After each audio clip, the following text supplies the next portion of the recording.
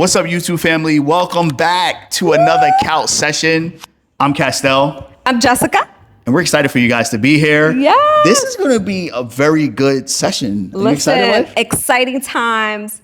New York City. New York. After 50 years, we've been waiting for this moment. Yo, it's been... Fans are going crazy in New York City. 72, 73 season is crazy. It's crazy. Listen. Finals in 1999, right? So I remember that series as well, up against the Spurs, right? So we lost against them as well. Yeah. I think I mentioned this before. If not, my dad's Jamaican, Caribbean family. So Knicks, especially being a New Yorker, being born, raised, got married in New York, currently live in New York City. So for us, this is a special moment. And I think it teaches us a lot of resilience about the Knicks, right? So that Spreewell, Allen Houston, pretty much seeing kind of going through like the drought, right? Pretty much all of the 2010s and no more drought, early 2020s. So no we're excited. Drought, baby. We're here. Shout outs. I think Mike Brown coming in and just the chemistry between Jalen Brunson and Cat and just starting five. Pretty much like the Villanova squad minus DiVincenzo has been incredible. Yes. Kind of post Tibbs. We got to give a shout outs to Tibbs as well. But Mike Brown coming in and really stepping up. Right, I think that was a big acquisition for the Knicks. I think there's also some things that we could learn, right, from a business standpoint, right? So this is always your one-stop shop for all things business, travel, and relationships. So let's talk business, but let's make it like the Knicks, like what we learned, we have to make it about the Knicks. We have to. So because we're native New Yorkers, born and raised in New York City. This is a fact. So this is our moment for the city. So we got to bring that energy, right? Yes. Orange and blue skies. Listen. Talking about the Knicks. Let's do it. And on the topic of business, what are top 5 business things that we have learned thus far about the Knicks from playoffs now going into finals? I think when it comes to the top 5, I think we could just, number 1 is like resilience, right? When it comes to business, you have to be resilient, right? And if it's taught anything, especially like the multi-seasons, only seeing like 2 championships as a team in expansion, right? If I'm doing my numbers correctly, like 60 plus, that's like 80 years of existence. Oof. Think about that. Oof. So imagine in 80 years of you functioning, every year you want to win, right? Like you up against 30 other teams or 29 different teams, right? Across the NBA. Yeah. You only win twice, right? So out of 80 years, you only won twice, right? Like think about that. Like that's lower than, not even 5% will be 4 times. So that's a 1% success rate, right? That's a 1% success rate. So for me, I think the number 1 thing, and if you agree, is resilience. I do agree. Number 1 is resilience. Yes. I feel like the Knicks have proven time after time, especially playoffs going into finals, that they just keep going. This is true. But they also keep themselves composed. Like I feel like adversity is their stamp. Like they know how to go through it. Like it's been incredible. There has been times where I'm like, y'all, I'm stressed in caps. Listen, we've been together almost a decade, right? And you've been with me at these games, right? And I'm just like fail after fail. Win or lose. Knicks fans are gonna be Knicks fans. Like real. We are there. This is true. Win or lose. That's the energy that we bring. New York City. Yeah. Okay. Listen, that's the energy. So resilience is number 1. I think from a business standpoint, that's key. Yeah. Right? That's super important, right? That's my counter, right? I love saying super important, of course. I think number 2 is teamwork, right? It's the Knicks is showing a great example of teamwork, of playing your position, right? Yes. And I think nowadays basketball is very much like, how many positions should I play, right? And that's where a lot of teams go wrong is you got a center playing power forward. Like they know their role. Like everybody knows guard, their role. Right? Like everybody's playing their role, right? Like Brunson's a point guard. You got a shooting guard. Cat, Mitchell Robinson is a center. You have to play your position and teamwork, right? Being in sync, especially when it comes to business. Like in our case, we record, we have editors, we have a finance person, you got legal. Everybody needs to play their part in order to get a mission accomplished. So Agreed. Number 2 is teamwork. I think that's spot on. What would you say is number 3 in your head? Oh, number 3? Mm-hmm. I would say having a community mindset. That's fine. Not like community or having community, Yes. right? Because community, if you look at like the New York Knicks fans, like us as fans, right? Like from the towns, in the city, like from it, right? Like born and raised, green and white Metro car energy, right? Like we was there, right? So I think community is a major business key, right? Like we can learn from the Knicks is because it's also word of mouth, communities build morale. Absolutely. Right? Like talk to us about like the community aspect. Like that was crazy. Listen, the community aspect, knowing that win or lose, I feel like they've been able to also embrace the people that support them from day one. I love to see how Cat always goes back to like his roots. Like, yo, my mom was an immigrant. This is like, it's not only about us. This is deeper. It's rooted into like the people that founded and created that foundation for him to say, yo, I'm so proud to be a Knicks fan. This represents all immigrants from New York City, from Washington Heights, all my Dominicans, all that good stuff. So you saying a New Yorker can immigrate here? Like you ain't got to be born and raised here? Don't even get me started. Do not put me on the J-Lo seat. Man, listen. In my case, I think and believe. Born and raised. I have to agree. Born and raised. I'll say born and raised. I will also say if you also get a New York stamp if you immigrant here. Like let's just say like my family is from Jamaica, but then they're raised kids who born and raised and 30, 40 plus years, you're a New Yorker, right? Yeah. Like we got to give that. And I think another aspect of a New Yorker, not only being born and raised, you look at this certificate, you've been middle school, college, all of that good stuff. I think number 2 would be immigrant and you raise kids here. But number 3 is New York is like enclaves of like different culture. So calling yourself a New Yorker, like, do you add to the culture or do you subtract? Right? Like some people don't add to the culture, right? Like New York is so diverse, it's different, it's high energy, it's about that, right? So do you add to the culture or you just like, and what do you call home, right? Like is home now New York or is it still West Bubble, right? Nah, I'm from here, you flew here. That's a fact. So I love that. So resilience, we talked about teamwork. We also talked about community. Yes. Number 4 is organization, right? In your business, you need to be organized. Oh, yeah. Right? So that's from the top down. And being an organization is not only about having your players in place and making sure everything maps out, your strategy, the data or data, right? How you want to pronounce it. You need to be organized and call yourself an organization.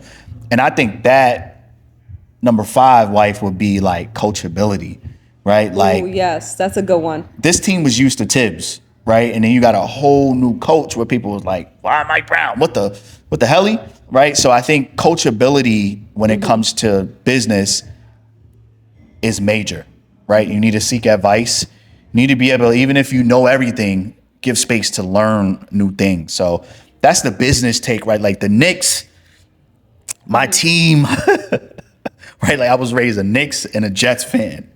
It's tough. So I'm happy we're here. So if anything, the Knicks has taught us is 5 things. And it should teach you as well. Resilience, teamwork, organization, coachability, and then community, right? And any order. If the bring Knicks home a chip. Just bring home the chip for the city. Also for the city. In my lifetime, I've seen the Giants, right? I've seen the Rangers.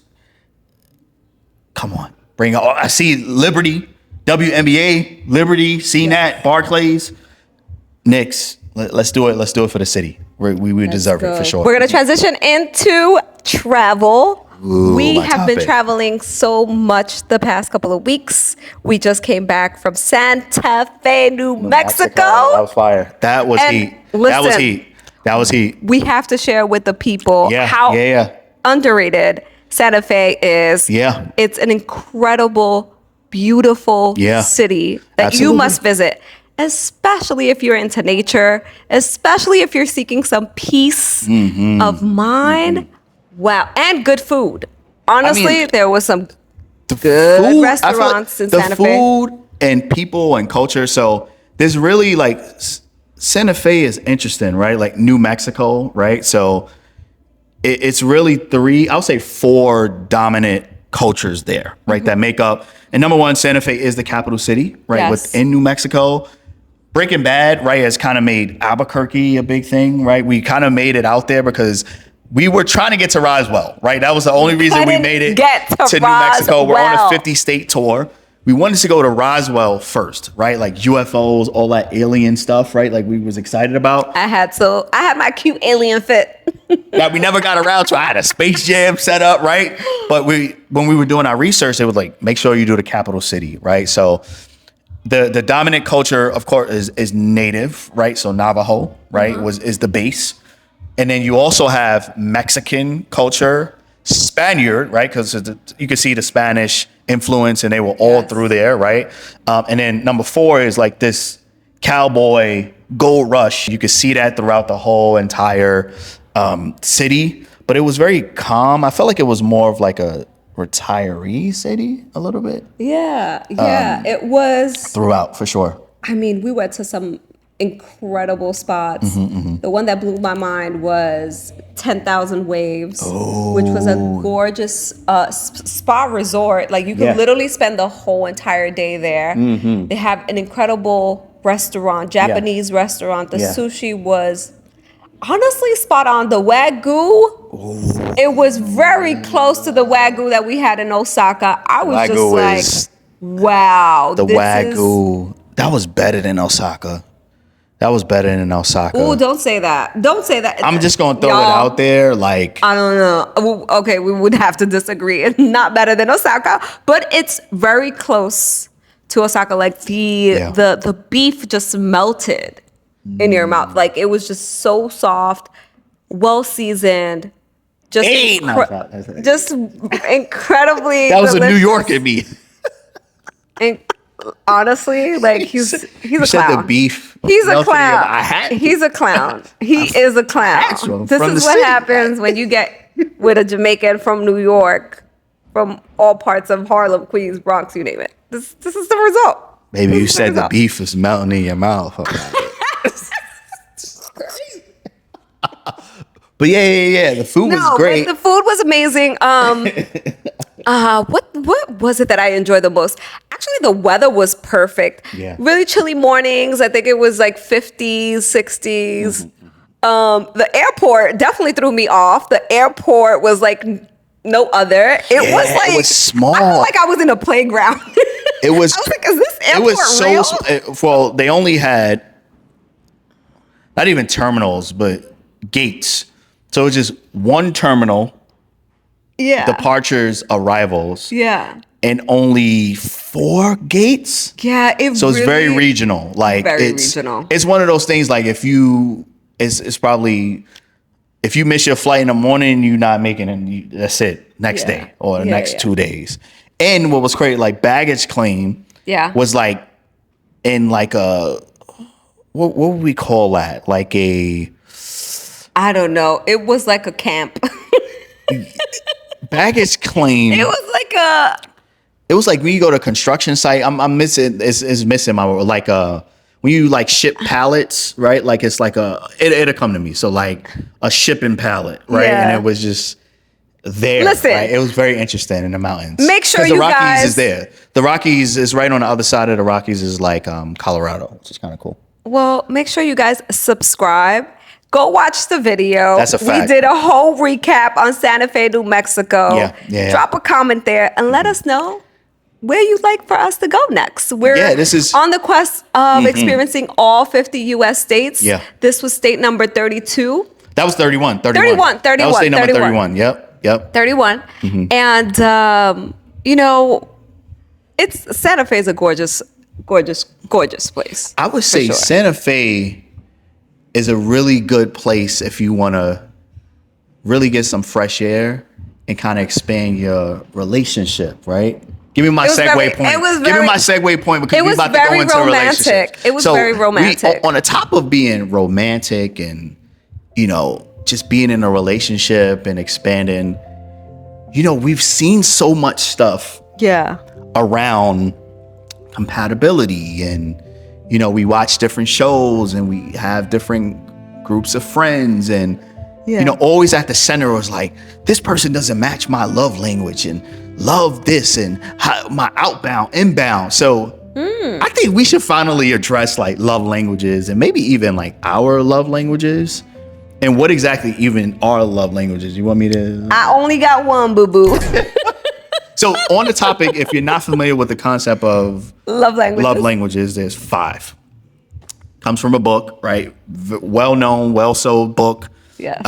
And essentially the 5 love languages are words of affirmation, right? So people like to either give or receive. Yep. Words of affirmations, things that keep them going, tell you look good, all of that good stuff. Number 2 is acts of service. She's doing acts of service. Well, this is not acts of service. This is physical touch, right? Quality time. And gift giving, right? So gift giving is number 5. So what would you say in your case? What are your 2 love languages to receive and then outbound? Ooh, to receive quality time. Quality time. This is true. Quality time and words of affirmation. To receive. And then what are you like going outbound? Words of affirmation. Yeah. I think we're both very much like positive. We like to pour into each other. Mm-hmm. So definitely outbound, words of affirmation, and I would have to say quality time too. Oh yeah. Like so it has giving out quality time. That's why it's like if you want to receive something, you want to give it out, which is key. Absolutely. But no expectations. But I do, you know, quality time is important. That's how you get to know someone. This is true. Yeah. Spot on. That's what I was thinking as well. I think. How about you? I think it's all 5 of them. I mean, it's all 5. Like you want to be well-rounded, but I think top 2, like outbound, like what I love to give to people and show that I love them is words of affirmation. And that affirmation could look different. It could look very much like, it could feel like discipline, but also is very much like encouraging. Yeah. You could do this. Let's reach for the stars. Yeah. We can live an incredible life. This is where we get to. So outbound on words of affirmation and gift giving. I like giving gifts. You love giving gifts. Sometimes I have to tell him like, it's okay. Like, do not get me any more kicks. I don't know where to put the kicks. I don't know where to put the coat. Kicks and trips. And then I'm okay with the trips. So.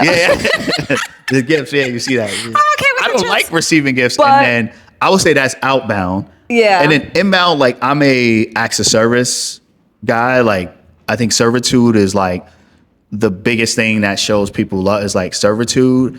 And then I will also say words of affirmation, right? Because words of affirmation receive is like not only stroke my ego and all that, like I get it, but also affirmation that you understand what I'm saying to you, right? And you follow through.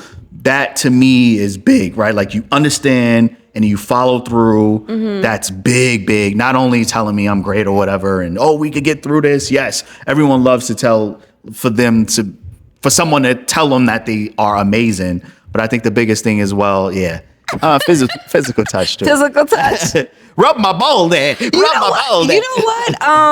I have noticed that, you know, the past 9 years that we have been together, that in some way you have to do all 5. Yeah, that's true.